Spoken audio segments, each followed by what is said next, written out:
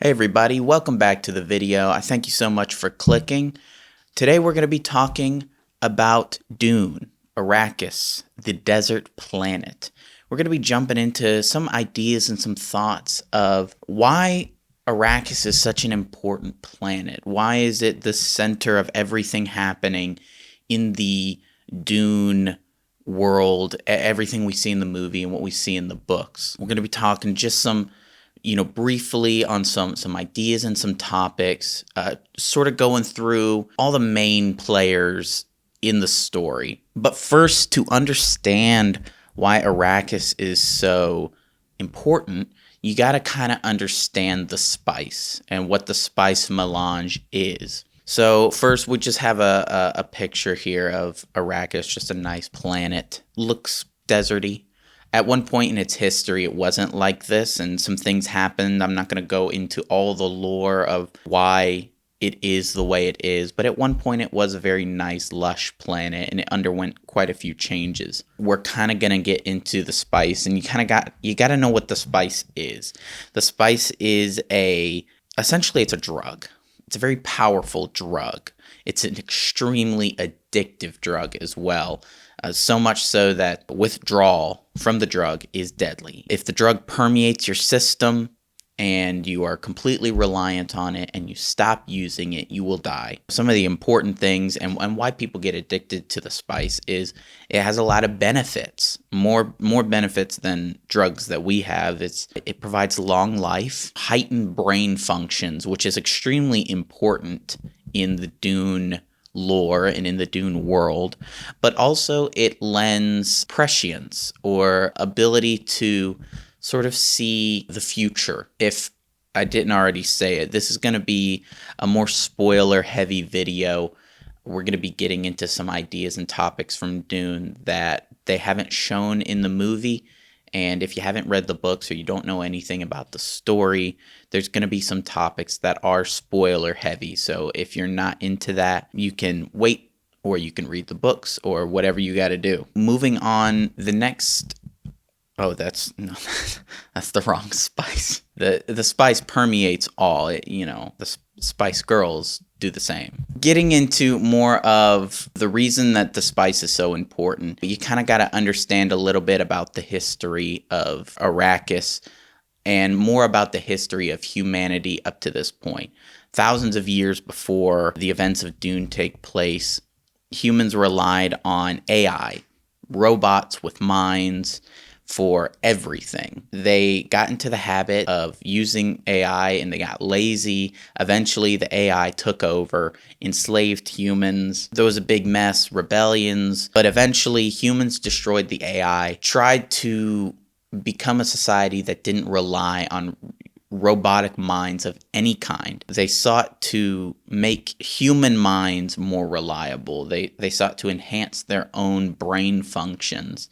And the spice is extremely useful for that. The spice enhances brain function and it makes minds run faster and do all sorts of things that nobody thought possible. It's used by quite a few different, rich people and other factions in the world. One thing in the Dune universe that I don't believe is affected by the spice are the Mentats. The Mentats are human supercomputers, essentially. They're human, but they have mental capabilities of calculation, strategy. The picture we have here is Thufir Hawat. He is the Mentat spy master for the Atreides house. Most houses, anybody with any money has a Mentat to do the calculations, to do all of the things that traditionally you would use a computer for. Further, we get into some of the factions that are vying for Arrakis. They're vying for this spice and some of the reasons that they have for needing it. First of all, we have the Emperor,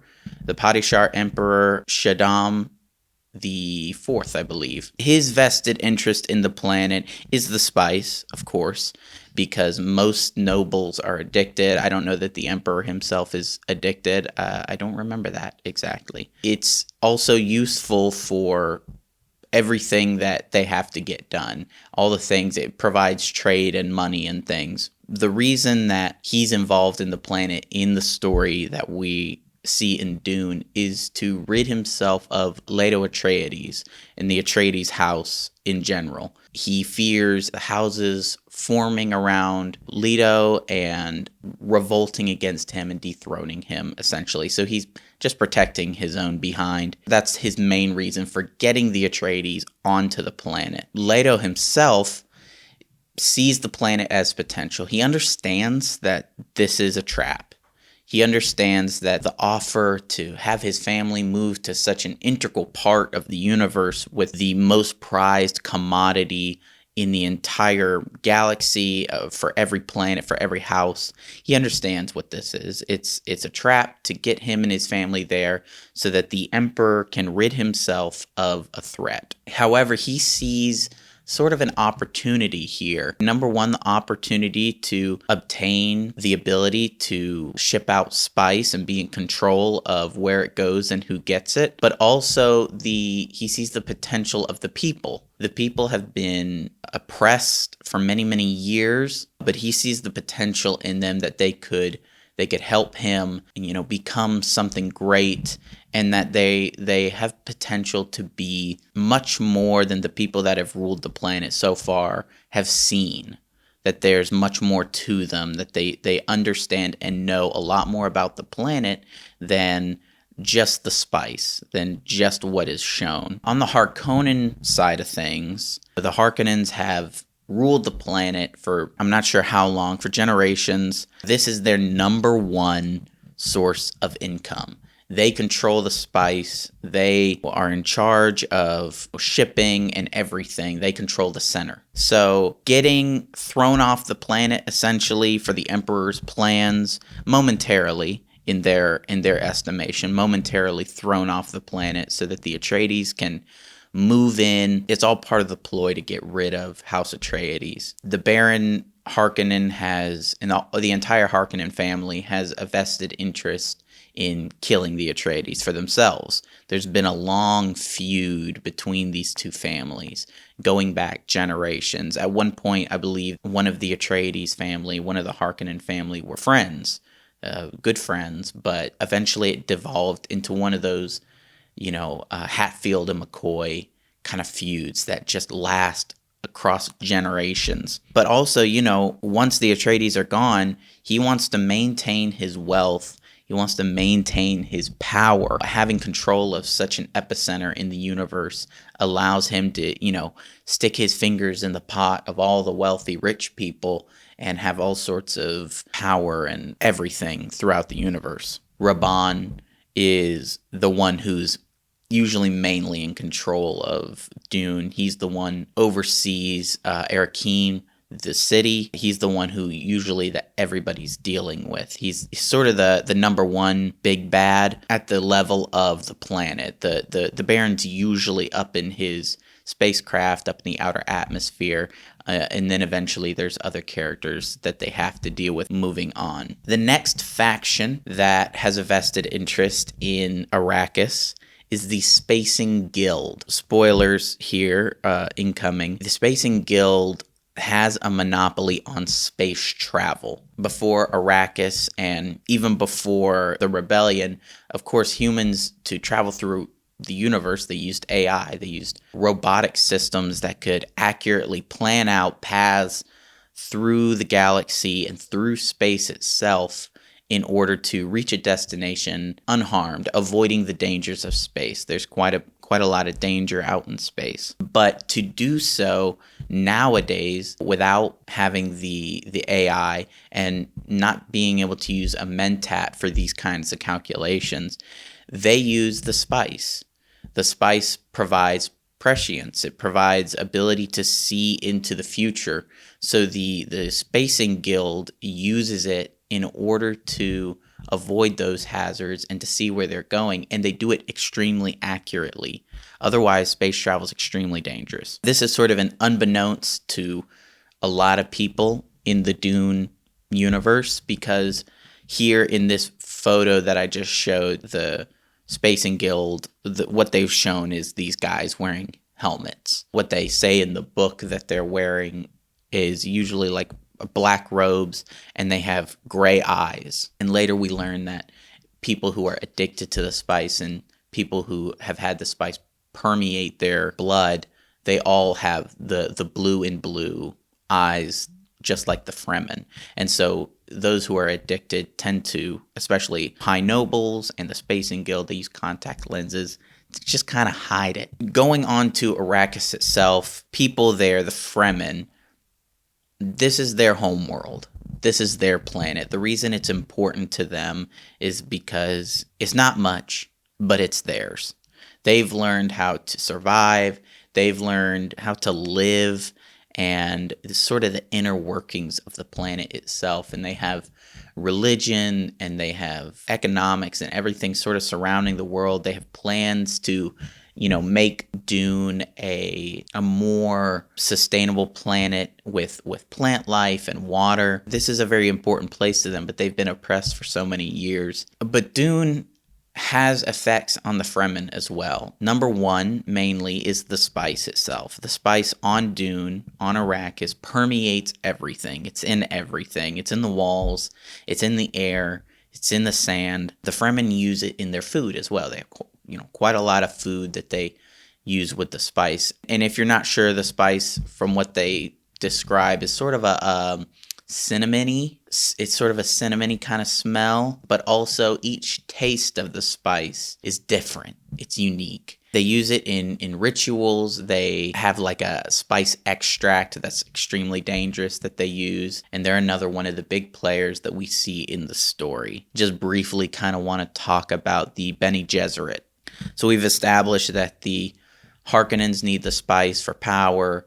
The nobles need spice for addiction. The Spacing Guild needs spice for interstellar travel. But the Bene Gesserit need spice for their own plans and what they're doing. They are currently in the process, and have been for the last, I don't know how many thousands of years, getting genetics to the point where somebody can essentially see into the future and manipulate the future. Genetics plan, however, relies on them knowing all they can know. And to do that, they have to have the spice. However, for them, it's a different process. It's not just ingesting it with food or drink. They have to take that extract that the Fremen make. That drink is poisonous. It's deadly to humans.